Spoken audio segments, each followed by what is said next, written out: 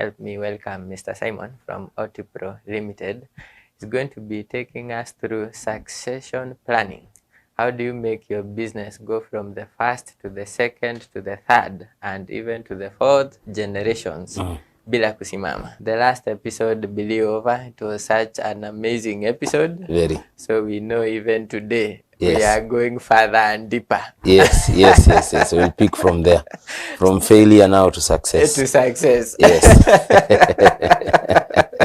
Going on directly, define Yes. for us success planning and also demystify the same.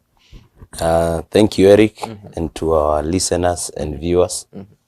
I remember last time we discussed at length on why businesses are failing in Kenya. Yeah. But then we rightly put it that all is not lost. We are patriots and we still belong to this country, full of opportunities. Yeah. So it's equally a platform where we come in and explore on how we can reverse some of these losses and continue the good gains. Yeah. So if you look at succession planning, from a basic principle, you're looking into business continuity and equally now the leadership continuity. Okay? So every business or enterprise was founded at the vision level to continuously serve, even post the founders' time in this world. After eternity. But then you'd realize it's not really a culture or our way of doing things when it comes to planning, and not only planning in our own minds, but rather again putting it practically, that we still need this business to excel, and we still need a leadership that will hold this particular business all together. So if you are to really now figure out, even at this particular platform, the big discussion here will be after Eric, after Simon, who comes in and goes over and above Eric. After Simon, who comes in and picks to run even 4 speed, you know. But then what is it that we are supposed to really look into? I think one thing we need to appreciate is that succession planning is not a myth. As people have had to bring it out to sort of like turn out to be, you are planning to leave this world. So there has been a lot of misconception, but we appreciate we Africans, and of course that is how we have been brought up. So some of these conversations keeps unfolding with time, and also considering now the risks which have been facing businesses in terms of moving forward post the founders. So really it's not a will. Succession plan is not a will, in that you come and express your own wishes going forward. Neither is it an event where you one day wake up and you put everything in place. And I have rightly put it, it does not mean when you plan, you are planning to live or meet your maker. You're planning to even put things straight, see to it that the business runs way past your timing. Yes, so it in a simple term, you're looking into that leadership in place, and that business having to see 1, 2, 3, 4, 5 generations. It's not only in Africa where we don't really embrace this, not at all. This is a global conversation. We have corporates, we have enterprises all the way West Europe, etc., etc. But then how we come and plan on continuity, more so West and Africa, is an interesting conversation. But if you look at it now from the Asia continent, the onboarding of mind, if you look at it now from the family business, starts way ahead when these kids are brought up at a very tender age. in that they are placed in a culture of, or rather a mindset of consistently interacting with the family as a unit, in terms of its own trade, in terms of what they own, and in terms of what they possess. So you would realize that void or gap at any given time is being filled and addressed when you continuously sync our own generations or offsprings to the way the business is run. Yes. Wow. Succession planning is Yes. not a will. No, it is not. And you planning does not mean you want to leave. No, no, no. No, no, no. You're just trying to see to it that you hand over or you pass that mantle to a generation that will come in and see things better in a different perspective. And I know that's the same principle even for our cases. Our own fathers, yes, we will never go past them in terms of wisdom. But then there is a way that we do things that really was not there during their times. So it's the same case here, you know. Wow. Yes. Is this common in Africa SMEs, and why? It's not common. More often we are found to have plans in our minds. We plan literally everything end to end and stay with it. Okay? But you would appreciate a gap might arise at any given time within an enterprise or corporate. You could retire, you could somebody could resign. Again, life is eternal, we leave it to God. So anything might happen. So when you look at succession, you're coming in to really plan way ahead of time to fill that particular gap or void that might come in and distracts or rather exposes the business into either losses, threat to it continuing to run and sustain itself. But then if you look at now the business or enterprise, you cannot define a business without people who are very critical in terms of as the main resource. But then if you look at it now from the perspective of Africa and touching to the SMEs, with all honesty and fairness and out of my experience, out of 100%, you will actually have about 3% planning for succession. And it does not happen easy. So this 3%, Eric, will plan for succession if you have right governance in place. And the governance is a conversation which is now driven by the board of advisors. So they will really demand that there has to be continuity post you as a founder, post you as a CEO. So who is it that is in place, that is ready at any given time to come in and take over from your own reins.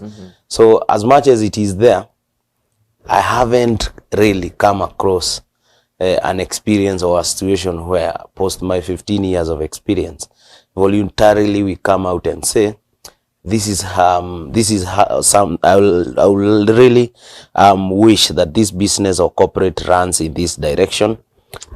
These are the laid up goals and objectives. And then in terms of leadership, I have strong feelings that ABCD people stands very high chances to come in and take over the business. But if you scan through to our topics of discussion today, towards now the tail end of our topic, I think it's good to bring it at this point.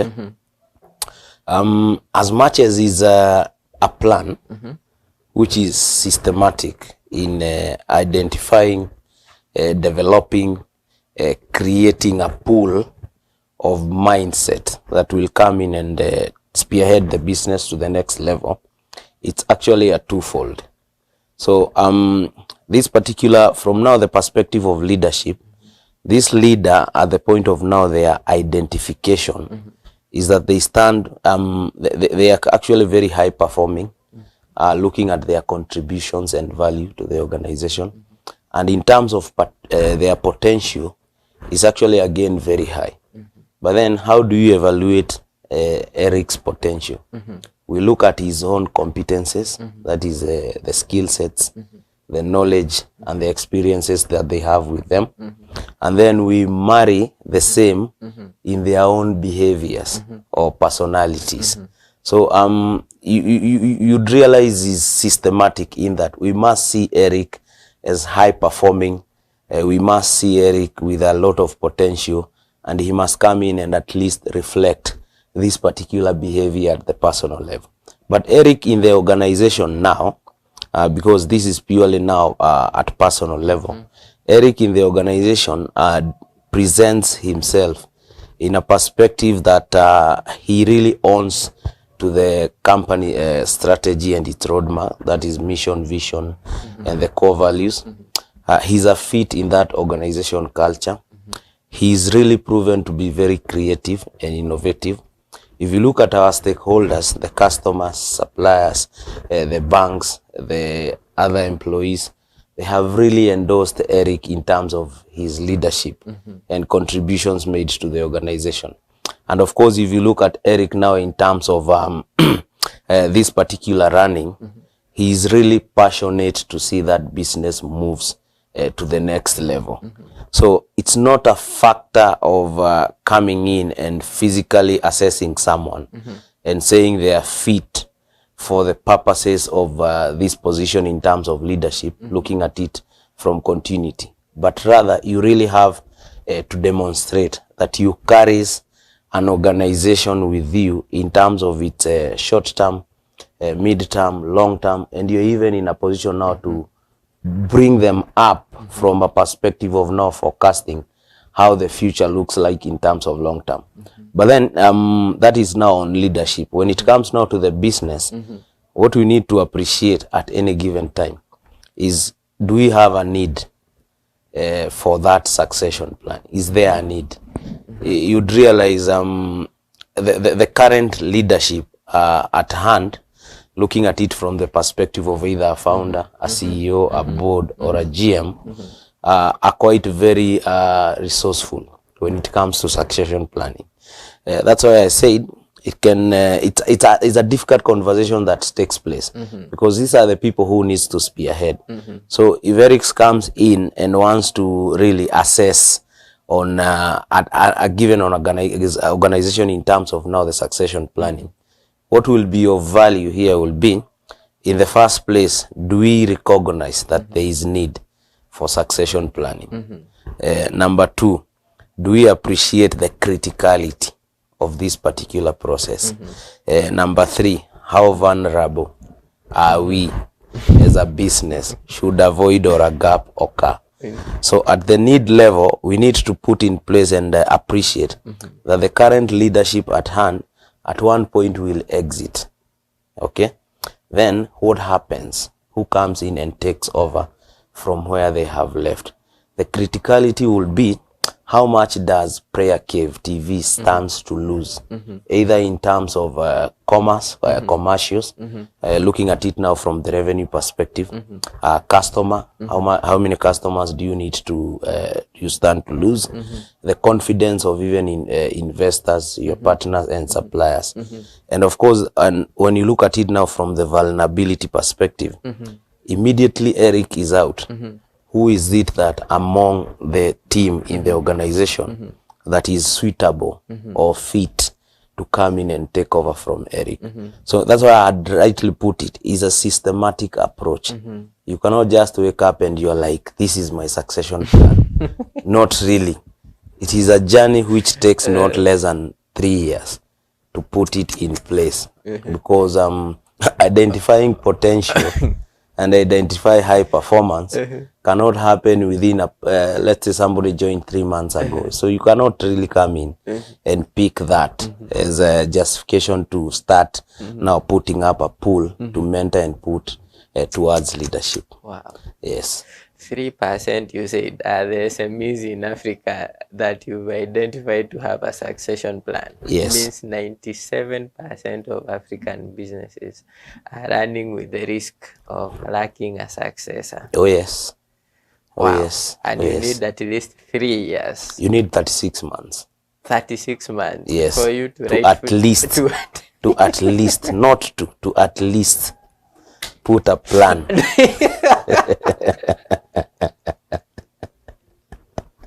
That's a seriousness of this conversation. Eric. Let us get to the risks. You know- First of all, we look at the risks. Yes. Mhm. You know, if you, I know you have been having these conversations with the likes of myself, even my colleague Felix, etc., etc. It will be interesting to note that from all these diversified environments and industries we have supported, every time we exited, replacement became a conversation. Yet, in succession planning, we are saying, even before I exit, when I express my expression of interest to exit, we already have someone who comes in and immediately takes over. So you see, if you today want to charge your phone, it will be a matter of connecting to the whole socket and the power, switching it on, and everything gets powered. That is how you look at succession. Instant. There is really not too much technicality in it. It is already a well thought and planned process. But then, as you have rightly put it, we need to appreciate that succession planning does not necessarily run or takes place within formal setups. We equally, this economy is supported by both the private and the public sector. The private sector, we know it has a very big chunk of informal sector, looking at agriculture, looking at processing, looking at art, you know, etc., etc. What will be of interest to really ask ourselves is on whether that Juakali person, wherever they are operating from, through the artisan works, etc., etc., do they really also require a succession plan with them? And the truth is obvious, yes, there is need for succession planning, because that founder or that person who is currently running the business is not permanent. Nobody is permanent in whatever we do. But then how much does they stand to lose, as I had rightly walked you through, in the event that Juakali does not run? So you'd realize there is quite a number of dependency at social level, looking at employment, and of course the family units in terms of the providers having to work. So immediately that reliability is cut off. What are we saying when you look at it now from that family setup in terms of their needs, then coming all the way to the customer who was now relying on your quality and production, that supplier who was supplying to you goods and services, that finance institution which was lending to you. So you can look at how the impact will be in terms of magnitude. So it's not a conversation of only corporates or formal, but even those informal sectors. Everything everywhere needs to have continuity. So if you come back to the formal sector, the biggest players in succession planning are actually now the human resource practitioners. And it will happen actually in fivefold. At resourcing or recruiting level, at performance management stage, at rewarding stage, at employee development stage, and of course at talent development. So when you figure out succession planning from a manpower planning perspective, that is when we are introducing now the human resource. At resourcing level, long are the days, Eric, when you will sit before a panelist and all they're asking you is where you see yourself in the next 20 years. Those discussions are long gone. They died long ago. You know, we really need to go back and revert to the value that was coming out from an interview discussion or process. You settle and package an interview conversation from a competency based perspective in terms of engagements. Remember, we had defined competency as that behavior, you know, as that skill set, as that knowledge and that experience. So why all this is happening, I will respond within this particular conversation. So we need really to run our interviews and discussions within a panelist to bring out Eric in terms of their potential, and to also have Eric represent themselves in terms of how they will perform when they join the business. So let us not really package too much weight and time of wanting to know where Eric will be in the next 20 years. Because when he joins, you become part of his career planning and how it will move in the next couple of years. So you still have an impact as far as his career planning is concerned. So it does not arise at that point. If you look at it now from total rewarding, you're basically coming in to compensate your workforce from the value that they are bringing into the organization. So that productivity that really reflects in an organization from either profitability at impact level, if your purpose is to have an impact, looking at you even either in terms of quality, again, if you look at it now from how much contributions they're also coming from these people over and above what has been set, then at that point we want to reward these people at this stage. Then of course I had mentioned about employee development, those continuous training, and these trainings are not those generic trainings. If Eric is an engineer, customized trainings that are fit to come in and upskill Eric in line with his own background. If Simon is a human resource practitioner, don't pull Simon towards agriculture, while you know this is not his own line. It can come in way left, but within his core, let's structure and package a training that fits his own current needs that have to push him upward. You look at it again from the perspective of performance management, and in this case you're actually putting down what the expectations from the employee are by the organization, and again you introduce a conversation where you come in and measure or evaluate what is it that they have achieved against expectations. Of course, when you look at it now from the perspective of talent development, this is where succession planning sits. Talent is purely a definition of your own potential and your ability to be a higher performer. So we look at the value you're putting on the table, how much you carry the vision of the business and organization with you, how much you are productive at teams and the group activities. We also look at you in terms of now the competences, your own personalities, your own behaviors, how you come in and pull influence and positive leadership and behavior, how you can be an agent of change within an organization.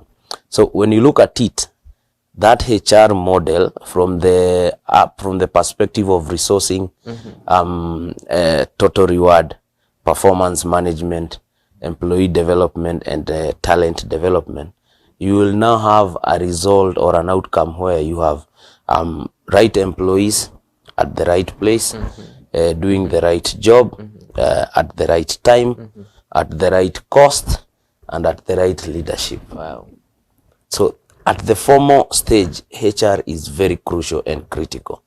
But what is it again that has inhibited the actually succession planning, as you had asked about the risks? One of the number one risks, when you look at it now, when you look at succession planning from a HR point of view, HR, we need to go back to our values and ethics.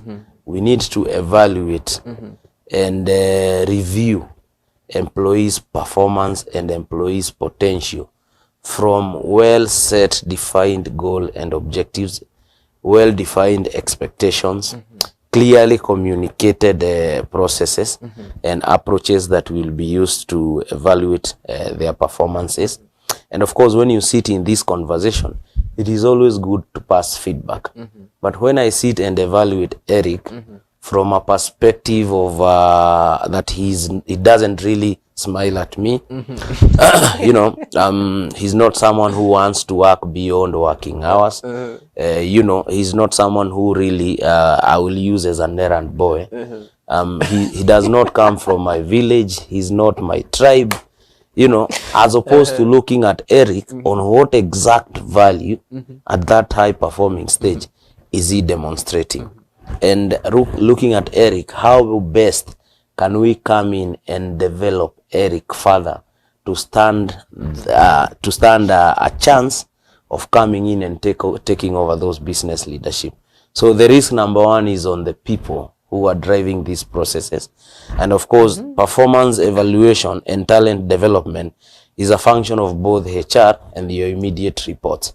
The team which is seated here, Eric, if they reports to you or they reports to Doreen, the conversation will be, before a conclusion is arrived at, you have had your inputs, she has also had her inputs, etc., etc. So if that input is not relayed truthful, rightfully, and in an honest perspective, what damage are we causing to the organization when it comes to talent development? And this is the same talent we are creating as a pool to come and take over those leadership positions.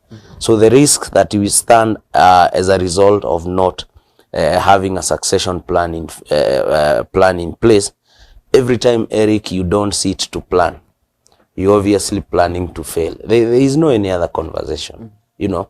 So if we really want to see a continuity of that hard work which we have achieved at excellence stage, 1, 2, 3, 4, 5 generations, so really we must put in place a mechanism that comes in and safeguards and secures that running of this business from the perspective of now its own future in terms of continuity, and equally now even at a personal perspective in terms of legacy and pride that indeed this is what you started and is ongoing.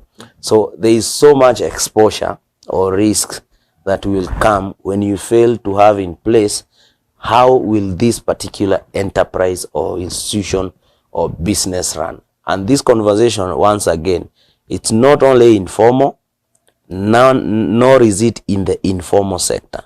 It's a universal discussion looking even in at our religious institutions. How much chaos have you witnessed when that immediate proprietor or founder leaves?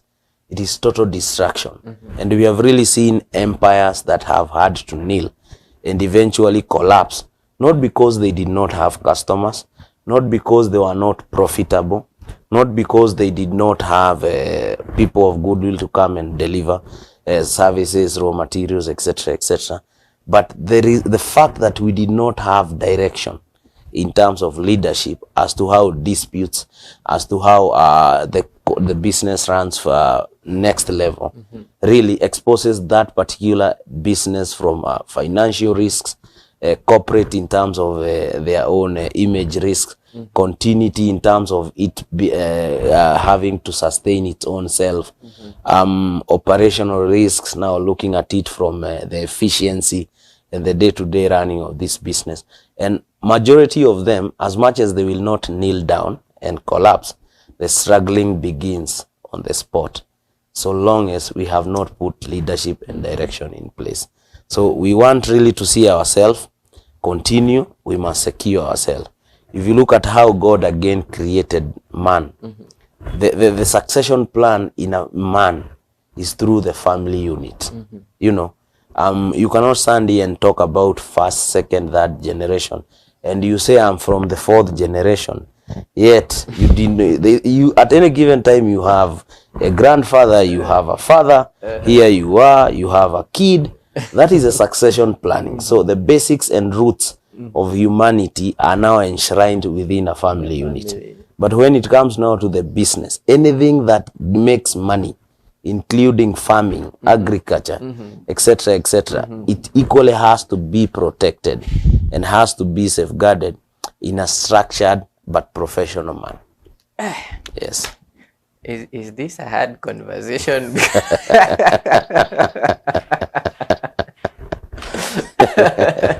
But I must that have to be had. And let me ask you this: for somebody in the informal sector, Yes. for example, they have a pig farm, but their sons have no interest in farming. They want other to do other things in life. What can you tell them about succession management? They're almost giving up on this. Wanaona hii biashara ya nguruwe inaisha na mimi. You know, right from creation, Eric, we are diversified as human beings. The fact that I'm in entrepreneurship might be a very different version when it comes to my own kids. They might take a very different angle. And we have seen it, even locally.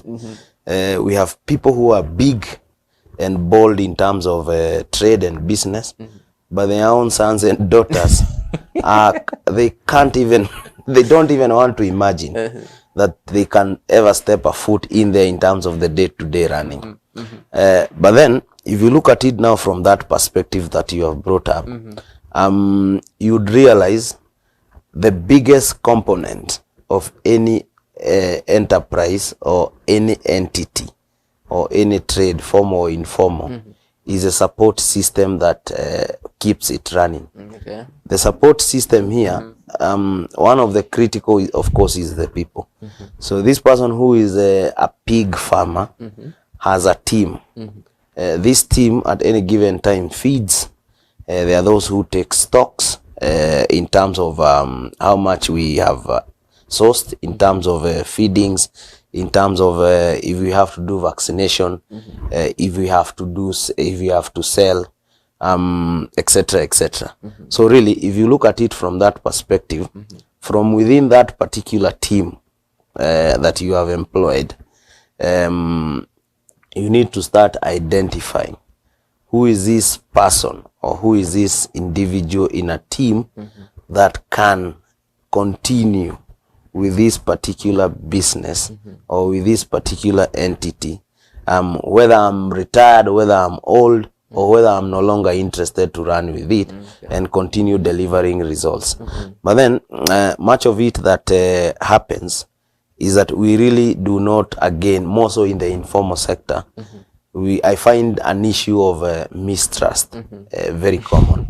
It's very common and spreads across. The mentality that something is going wrong, so long as I'm not there.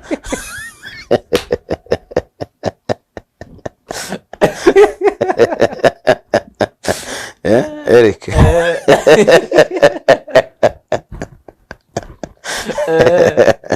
You know, it's a difficult conversation because having been brought where we are coming from, we are picking these behaviors even from our parents, and they came in to trust and believe in their workers and the support system way after so many years, when they are about 60, 70 years old.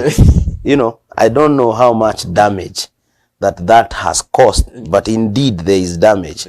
So you really want to micromanage.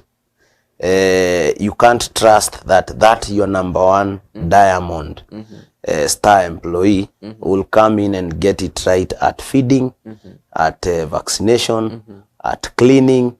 You know, you really can't trust them up to that point. You want to really be on the look and on the watch when every other activity is running end to end. And sometimes why really organize corporates and enterprises beats and are way ahead of our informal sector economy, at least they have some processes, they have some procedures, they have some mechanism.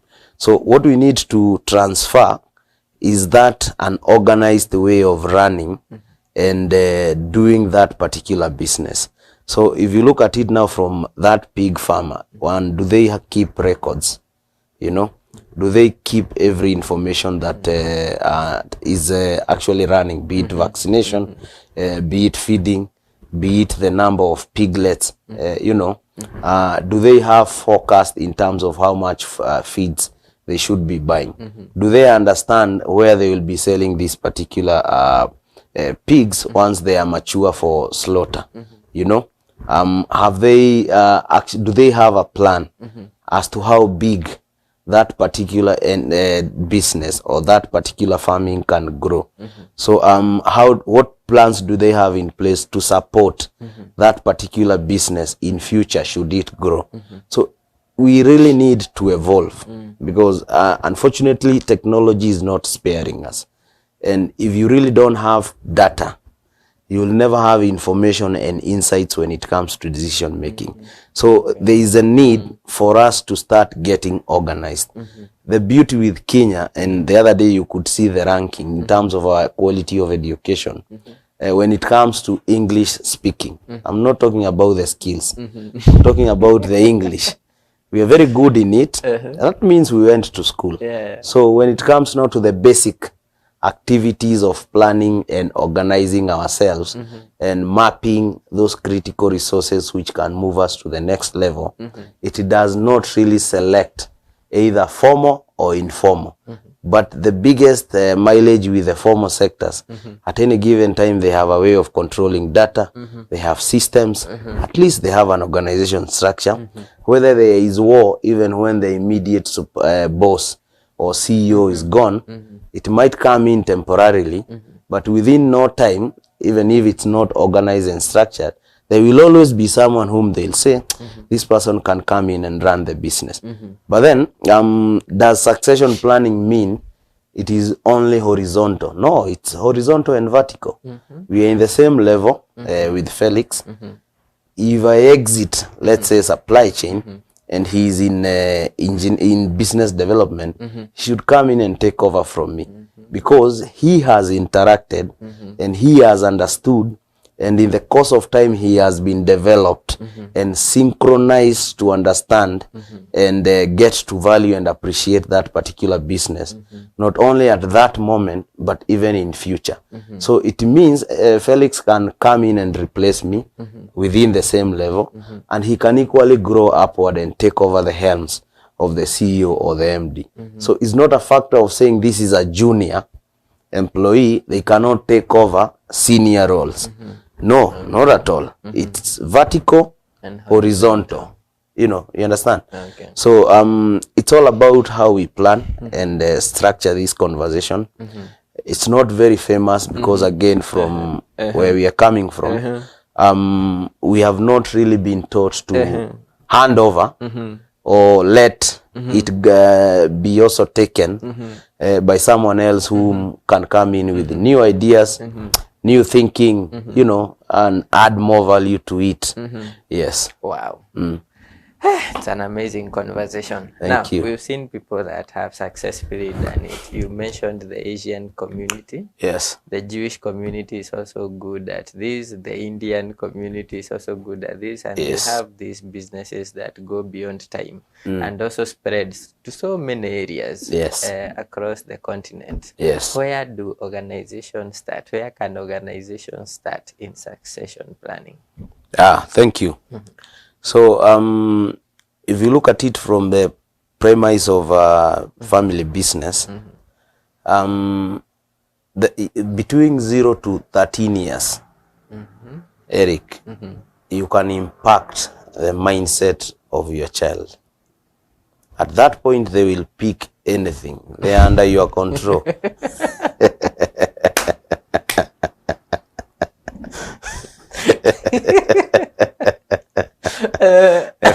They're under your control. You will shout, yeah, hi Sam, come. They'll come running very fast. Sam comes in. Yes, it's your orders that run the show. 0 to 13 years. Okay. So if you look at it now from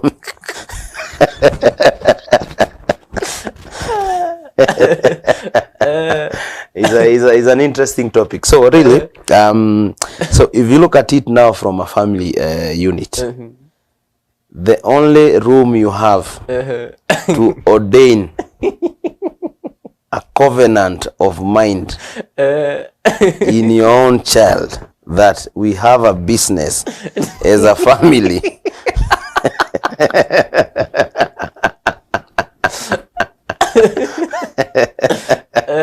Okay, so the only time you can ordain a covenant in that it's you as a family and him or her that we have a running business, and this business started way during our father's time, and it has to come all the way to your fourth generation in terms of continuity is when they are 0 to 13 years. Okay?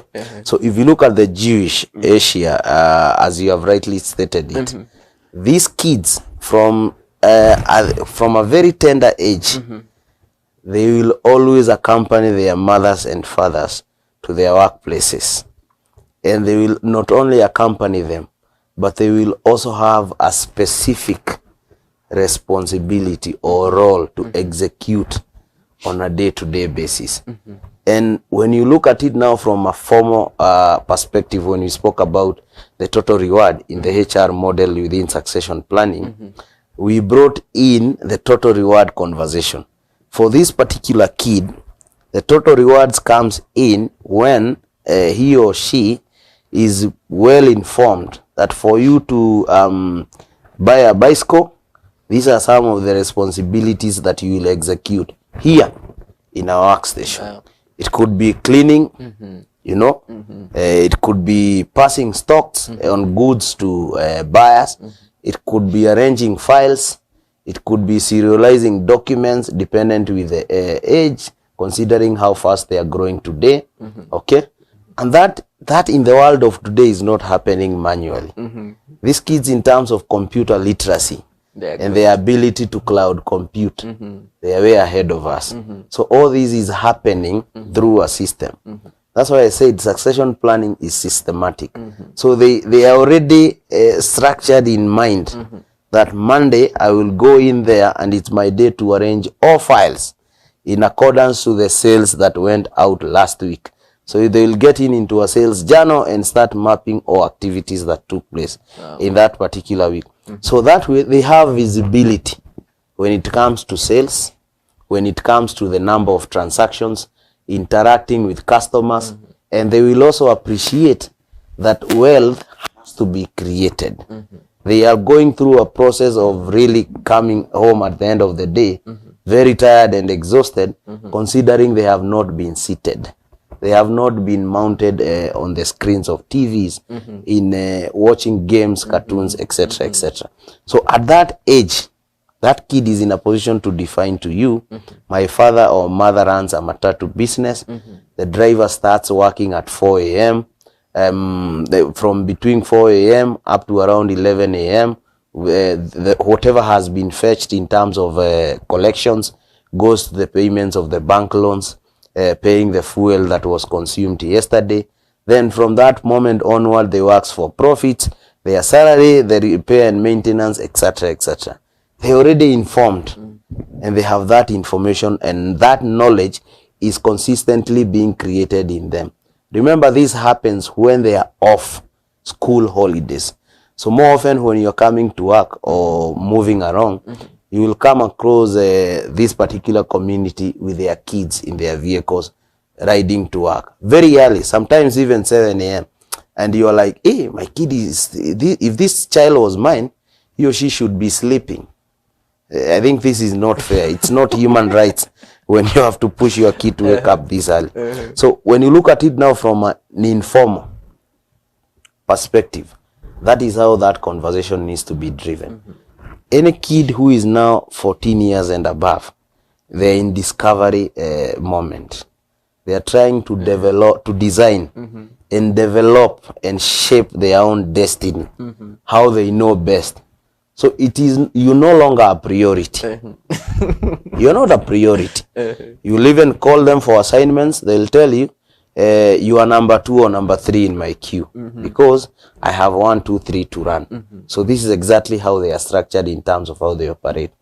That child will likely come back to you at the age of 21 years, when now they have had like a whooping 8 years to self-discover, to design themselves, then to develop themselves in terms of what they want to be. Remember, we spoke about succession planning. In talent, we are developing. In employee, we are developing. In resourcing, we are trying to evaluate what your competencies, etc., etc. So a lot of discovery, a lot of designing, a lot of development. So then if you look at it now from the formal perspective, that talent, if he or she is not identified at the resourcing or recruitment stage, and you might stand a chance to also come in maybe at employee development stage to pick them if you are lucky. That conversation, Eric, starts from that onboarding moment, or which is now a bigger process when it comes now to when you come in as an organization internally and realize there is a need for us to create a certain position. Remember, we said at an organization level, even succession planning is a need. There has to be need. It has to be demonstrated. So this company has realized we need to feel there is need for us to create a certain position. That position will come with it roles and responsibilities.